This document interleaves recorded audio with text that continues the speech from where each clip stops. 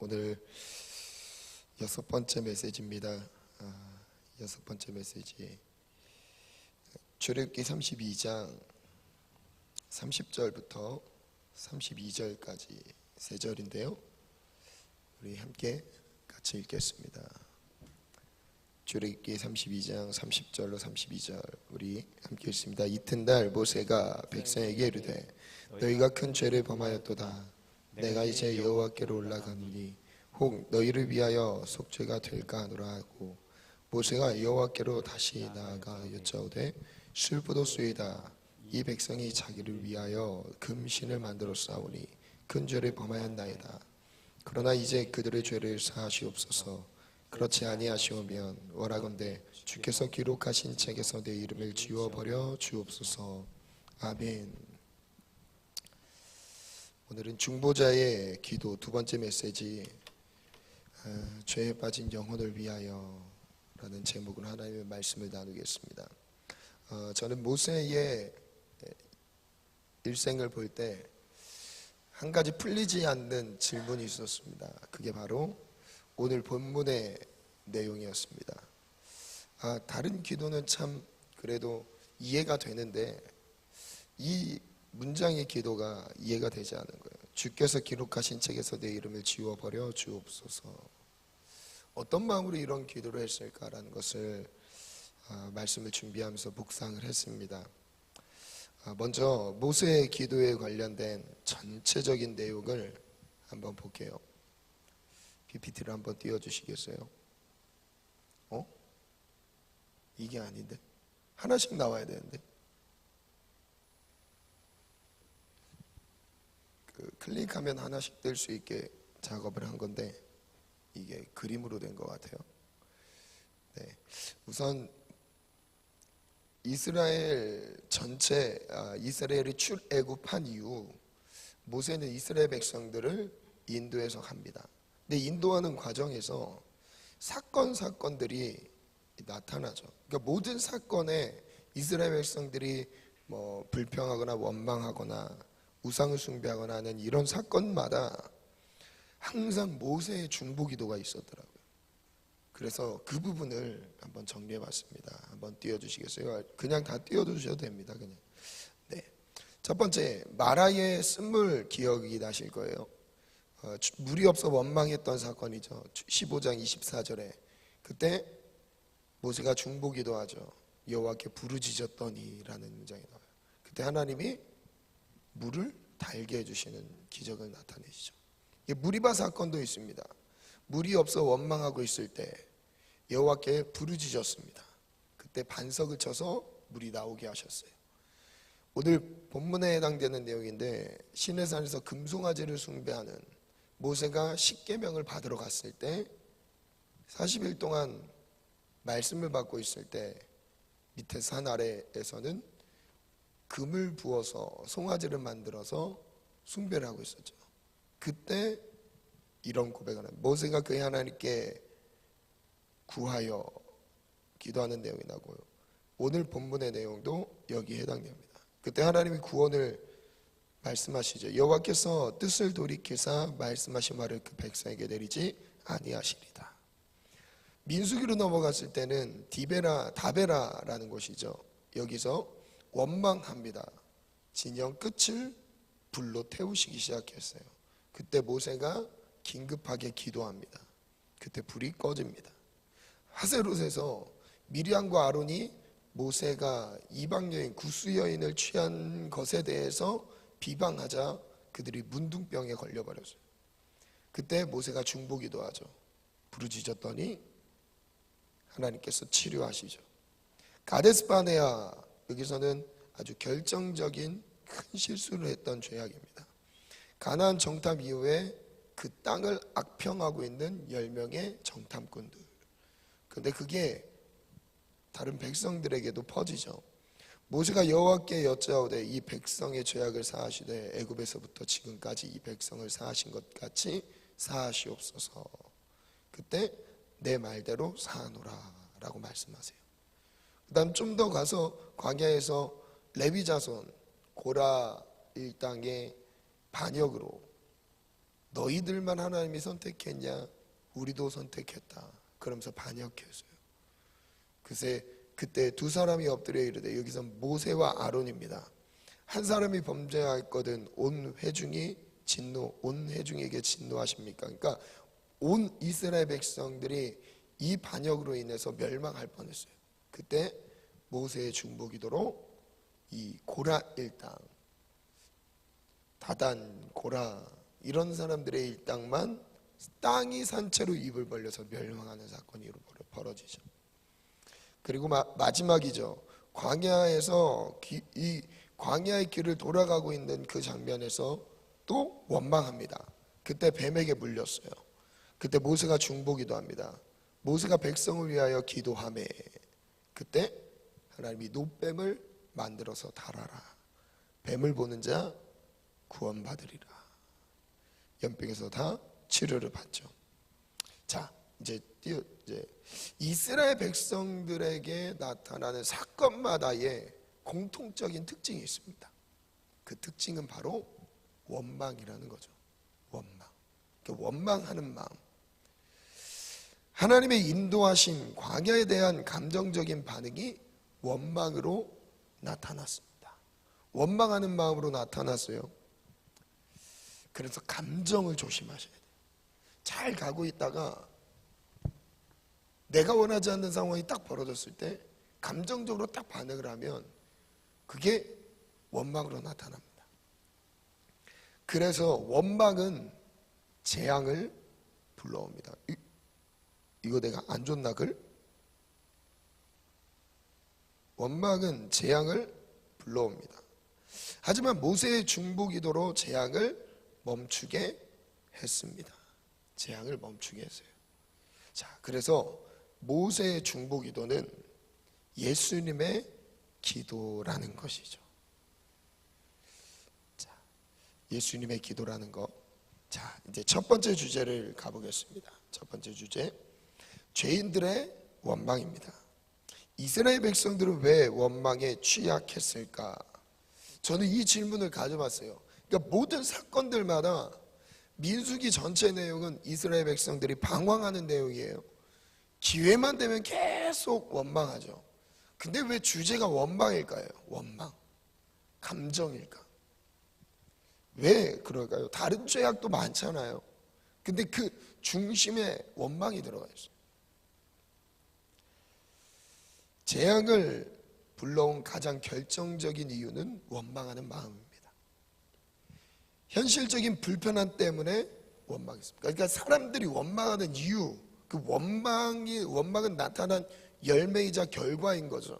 그런데 원망은 왜 하게 될까라는 질문을 가져보니까 이 원망은 내가 원하지 않는 상황 때문에 원망하는 거예요. 내가 이 상황을 원하지 않는데 지금 이 상황이 벌어지니까 이 자체가 싫은 거죠. 그래서 원망, 감정적인 반응이 나오는 거예요. 그래서 이 현실적인 불편함보다 근본적인 문제는 바로 무엇이죠? 불신 때문에 그렇습니다. 그러니까 원망은 마지막으로 나타난 결과이지만 그 원망이 나오기까지 원인이 있어요. 그게 바로 무엇이냐면 불신입니다. 불신. 자, 그래서 이렇게 도식을 한번 만들었어요. 불신, 이게 믿지 못하기 때문에 현실적인 불편함 앞에서 원망하게 된다라는 거죠. 그래서 이 불신을 저는 두 가지 종류로 나눠서 한번 정리해봤습니다. 첫 번째는 현실 불신이에요. 한번 읽어볼까요? 시작. 현실 속에 함께 하시는 하나님을 믿지 않았습니다. 그러니까 현실 불신이라는 거는 지금 이 현재 상황에 대한 불편함 때문에 나타나는 거죠. 여기에 지금 하나님이 안 느껴지는 거예요. 하나님이 함께 하시면 이런 일이 내게 있을 수 없다라고 생각을 하죠. 그러니까 현실 불신. 두 번째는 뭐죠? 미래 불신이에요. 시작. 좋은 것을 주시는 하나님을 믿지 않았습니다. 미래에 하나님이 나에게 좋은 것을 주실 수 있다는 가능성을 믿지 않으면 원망하게 돼요. 그리고 이 원망이라는 것은 하나님의 일하심보다는 이제 재앙을 불러오게 돼요. 이 두 가지 불신을 여러분 경계하시기 바랍니다. 그런데 왜 이 부분을 하나님 계속 다루실까요? 이스라엘 백성들에게 출애굽해서 구원을 얻어서 이제 약속의 땅을 향해서 가고 있는 가운데 하나님 왜 이것을 다루실까요?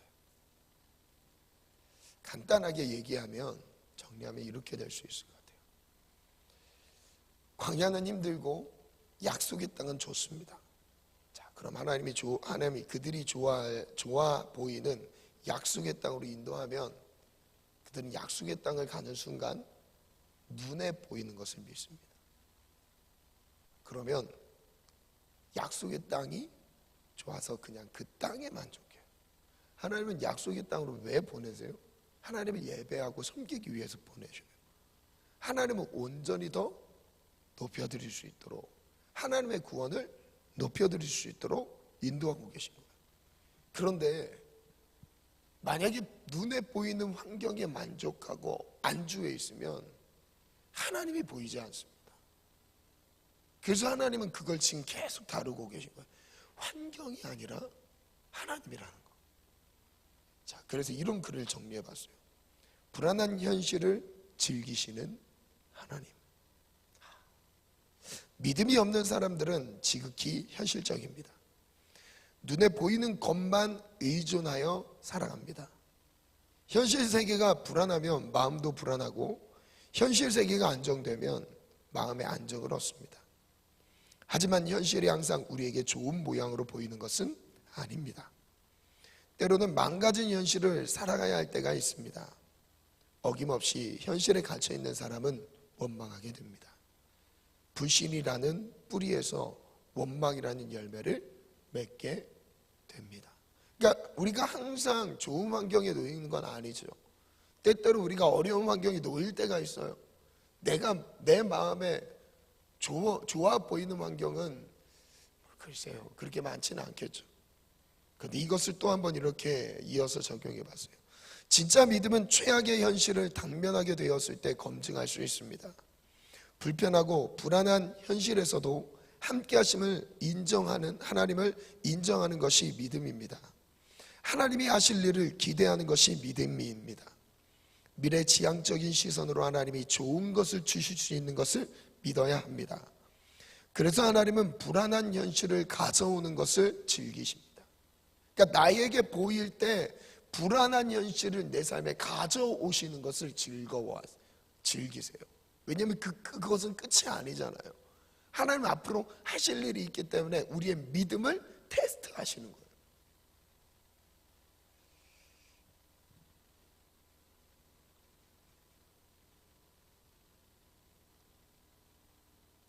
현실을 초월한 믿음을 증명하시려고 불안한 현실을 가져오십니다. 불안한 현실이 지속적으로 나타나는 것은 우리에게 온전한 믿음을 주시라는 하나님의 의도입니다. 불안한 현실을 우리에게 주시면서, 허락하시면서 이것을 지속적으로 나타내시는 이유는 우리에게 온전한 믿음, 즉 하나님 한 분만으로 만족하는 그것이 믿음이거든요. 그럼 정말 믿겠느냐 이거예요. 그 상황을 우리에게 계속 던지세요. 광야 이스라엘 백성들에게 처했던 상황부터 우리가 알 수 있는 것이죠. 자, 이제 두 번째 주제, 중보자의 기도입니다. 중보자의 기도, 불안한 현실에서 나온 불신인데요. 32장 1절로 6절 말씀인데, 1절로 6절 말씀 우리 천천히 한번 읽어볼게요. 한 절씩 교독할게요. 백성이 모세가 산에서 내려옴이 더딤을 보고 모여 백성이 아론에게 이르러 말하되, 일어나라, 우리를 위하여 우리를 인도할 신을 만들라. 이 모세 곧 우리를 애굽 땅으로 인도하여 낸 사람은 어찌 되었는지 알지 못함이니라. 아론이 그들에게 이르되 너희 아내와 자녀의 귀에서 금고리를 빼어 내게도 가져오라. 모든 백성이 그 귀에서 금고리를 빼어 아론에게로 가져가매. 아론이 그들의 손에서 금고리를 받아 부어서 조각칼로 새겨 송아지 형상을 만드니 그들이 말하되 이스라엘아, 이는 너희를 애굽 땅에서 인도하여 낸 너희의 신이로다 하는지라. 아론이 보고 그 앞에 제단을 쌓고 이에 아론이 공포하여 이르되 내일은 여호와의 절일이니라 하니 이튿날 그들이 일찍 일어나 번제를 드리며 화목제를 드리고 백성이 앉아서 먹고 마시며 일어나서 뛰놀더라. 이제 백성들이 모세가 눈에 보이지 않아서 하루 이틀도 아닌데 40일 동안 지금 산에 올라가 있고 언제 온다라는 기약이 없이 떠났습니다. 그러니까 백성들은 요구하고 있는 거예요. 눈에 보이는 신을 요구하는 겁니다. 현실적인 무엇인가의 대안을 찾고 있는 거예요. 그래서 송아지 형상을 만들어서 숭배하고 있습니다. 여러분, 누구를 위한 신앙이라고 말하죠? 이건 누구를 위한 신앙입니까? 하나님이 하나님의 영광을 위해서 우리를 지으셨는데 1절에 보면 이렇게 나와요. 우리를 위하여 우리를 인도할 신을 만들라. 누구를 위한 거예요? 하나님을 위한 겁니까? 자기를 위한 거예요. 우상 숭배의 모든 것은 자기를 위해서 숭배하고 있어요. 이 부분 나옵니까? 그 뒤에 또 나오죠. 자기를 위하여 라는 표현이 또 나옵니다. 이스라엘 백성들이 무엇을 하죠? 거기서 먹고 마시고 일어나서 뛰놀더라. 그리고 그 우상이 자기를 애굽에서 인도했다라고 예배를 하고 있습니다. 하나님의 진노가 일어났어요. 7절부터 볼게요. 여호와께서 모세에게 이르시되 너는 내려가라. 내가 애굽 땅에서 인도하여낸 내 백성이 부패하였도다. 그들이 내가 그들에게 명령하기를 속히 떠나 자기를 위하여 송아지를 부어 만들고. 누구를 위하여요? 여기도 한 번 더 반복을 하죠. 자기를 위하여 송아지를 부어 만들고. 그냥 섬기는 방향이 하나님에서 다른 대상으로 옮겨간 것 같지만 그들은 여전히 누구를 숭배하고 있는 거예요? 하나님을 섬기는 것 같지만 자기를 숭배하고 있었던 거예요. 그래서 하나님 자기를 위한 하나님을 섬기다가 하나님이 눈에 보이지 않으니까, 모세가 눈에 보이지 않으니까 자기를 위하여 우상을 부어 만들었던 거예요. 그것을 예배하며 그것에게 제물을 드리며 말하기를 이스라엘아 이는 너희를 애굽 땅에서 인도하여 낸 너희의 신이라 하였도다. 여호와께서 또 모세에게 이르시되 내가 이 백성을 보니 목이 뻣뻣한 백성이로다. 10절 읽어볼까요? 시작. 그런즉 내가 하는 대로 돌아 내가 그들에게 진노하여 그들을 진멸하고 너를 큰 나라가 되게 하리라. 하나님이 그들이 우상 숭배하는 걸 보고 이제 이놈들 이 우상 숭배하는 자들에게 진노를 마음 먹으셨어요. 진멸하리라. 어떻게 됐을까요? 이때 모세가 기도를 해요. 이때 모세의 기도가 11절로 13절 이어지는 내용입니다. 뭐라고 기도하죠?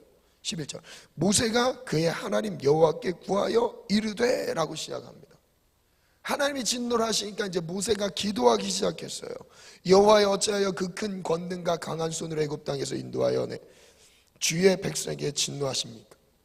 어찌하여 애굽 사람들이 이르기를 여호와가 자기 백성을 산에서 죽이고 지면에서 진멸하려는 악한 의도로 인도해내었다고 말하게 하시려 하나이까?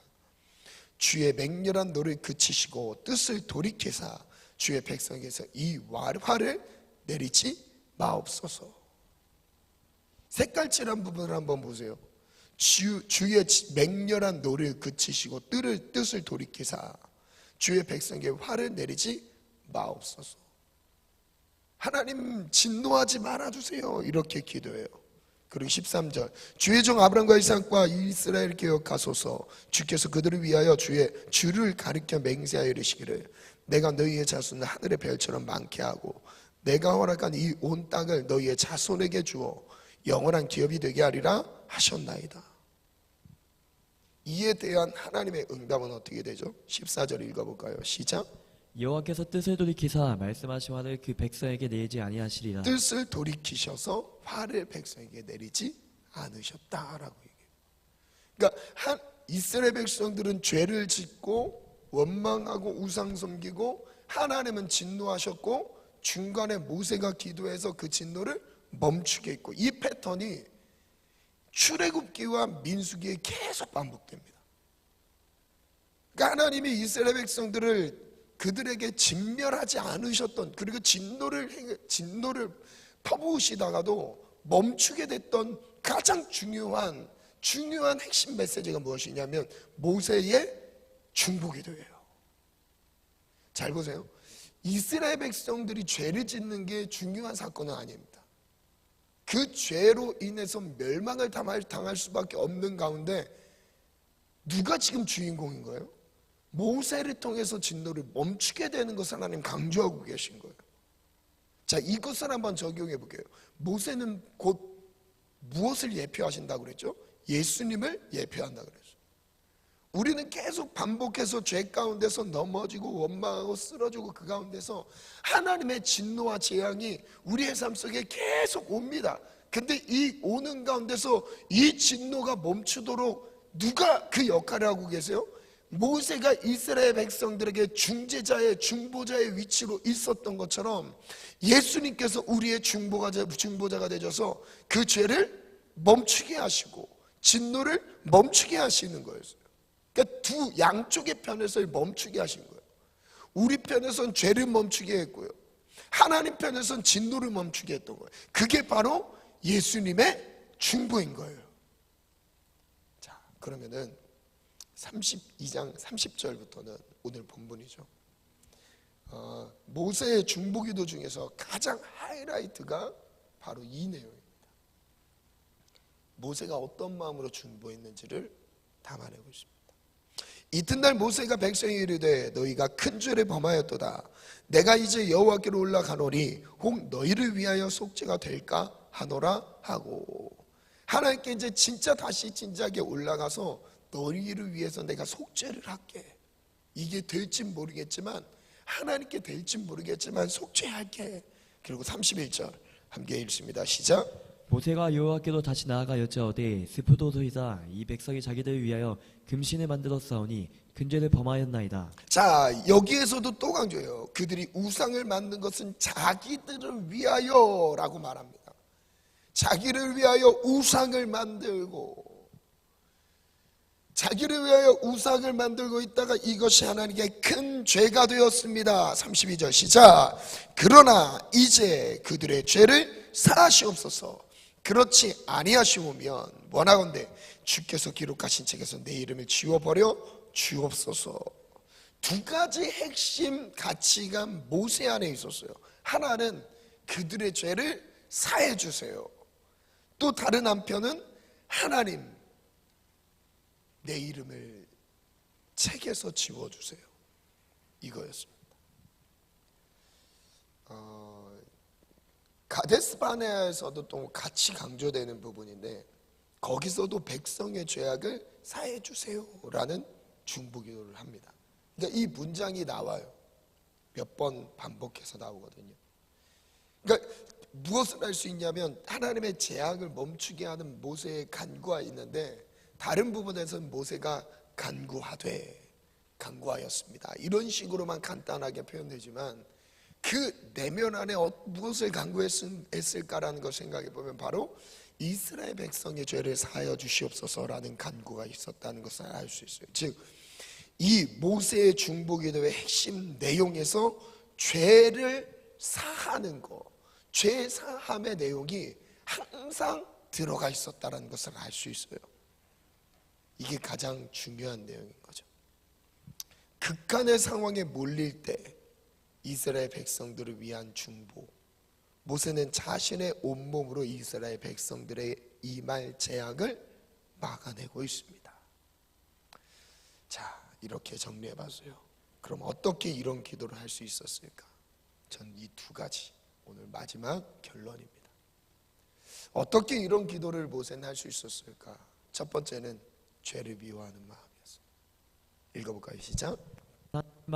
슬프게 하는 죄를 미워하였습니다. 하나님의 마음을 슬프게 하는 죄를 미워하였습니다.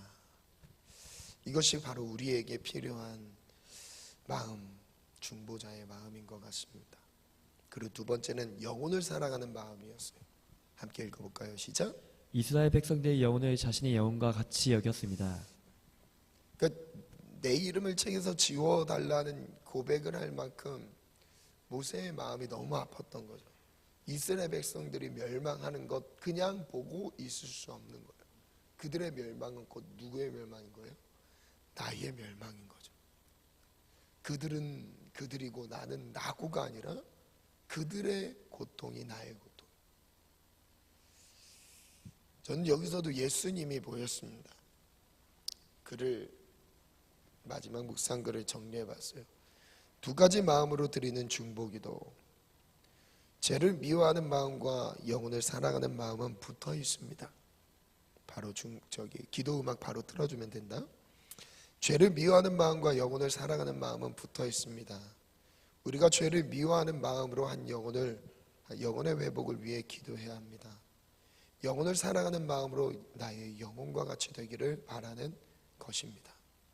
모세의 기도는 예수님의 기도와 같습니다.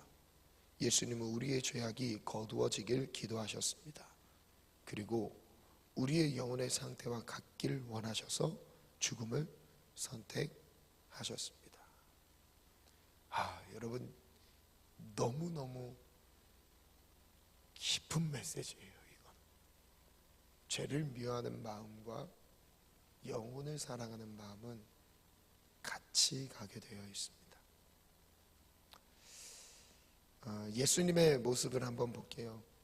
27장 45절. 제6시로부터 온 땅에 어둠이 임하여 제9시까지 계속되더니 제9시쯤 예수께서 크게 소리질러 이르시되 엘리 엘리 라마 사박다니 하시니 이는 곧 나의 하나님 어찌하여 나를 버리셨나이까 하는 뜻이라. 우리의 상태처럼 예수님은 버려지셨어요. 모세의 기도가 생각나지 않습니까? 내 이름을 생명책에 지워주세요. 우리를 얼만큼 사랑하셨길래 우리와 같은 처지로 죽음을 선택하셨을까요? 예수님은 인자가 온 것은 섬김을 받으려 함이 아니라 도리어 섬기려 하고 자기 목숨을 많은 사람의 대속물로 주려 함이니라. 오늘 말씀을 정리하겠습니다. 중보자의 첫 번째 기도는 영적 전쟁에 노출되어 있을 때였죠. 그건 지난주 금요일날 나눴습니다. 그때 역시 강조했던 것은 모세가 지팡이를 잡고 있는 것, 그것은 무기는 십자가다. 그리고 영적 전쟁의 방법은 손을 드는 것입니다. 십자가를 들고 기도하는 것입니다. 때로는 우리가 치열하게 밤새도록 싸워야 될 만한 상황이 우리에게 벌어질 수도 있다. 그러나 싸움을 멈추지 않으면, 기도를 멈추지 않으면, 십자가를 놓지 않으면 항상 이긴다라는 것. 그게 영적 전쟁에 대한 메시지의 핵심이었습니다. 오늘은 죄에 빠진 영혼들을 봤을 때 우리가 할 수 있는 기도는 무엇일까? 두 가지 꼭 기억하시기 바랍니다. 두 가지 마음인 거예요. 우리가 쉽게 죄에 빠지는 원인은 원망 때문입니다. 현실적인 문제가 내게 원망으로 찾아옵니다. 여러분, 하나님은 그 원망이 바뀔 때까지 계속 다루실 거예요. 원망이 사라질 때까지 다루실 겁니다. 어쩌다가 생긴 상황이 아니라 내 마음을 계속 다루시는 거예요. 중요한 건 원망하는 마음이 사라지는 게 중요한 거죠. 그때 우리는 모세의 중보기도를 기억하는 거죠. 두 가지입니다. 죄를 미워하는 마음과 영혼을 사랑하는 마음으로 영혼을 위해 기도하는 것. 우리 이 시간 다시 기도 제목을 한번 띄워주시고요, 믿음으로 한번 선포하겠습니다. 시작. 현실의 불편한 가운데 놓여있지라도 하나님을 신뢰합니다.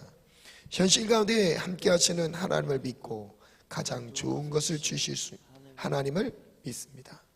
우리의 믿음은 현실을 초월하는 믿음임을 고백합니다. 내면의 모든 불신을 제거해 주시고 그로 인한 원망에서 벗어나게 하소서. 불신과 원망은 사라질지어다. 오늘 이것을 놓고 먼저 기도합시다. 불신과 원망이 사라질지어다. 두 번째 기도 제목 시작. 모세의 중보기도를 기억합니다. 죄를 미워하는 마음을 주소서. 영혼을 사랑하는 마음을 주소서. 내 영혼을 사랑하는 것처럼 이웃의 영혼을 사랑하길 원합니다. 예수님의 마음을 부어주소서.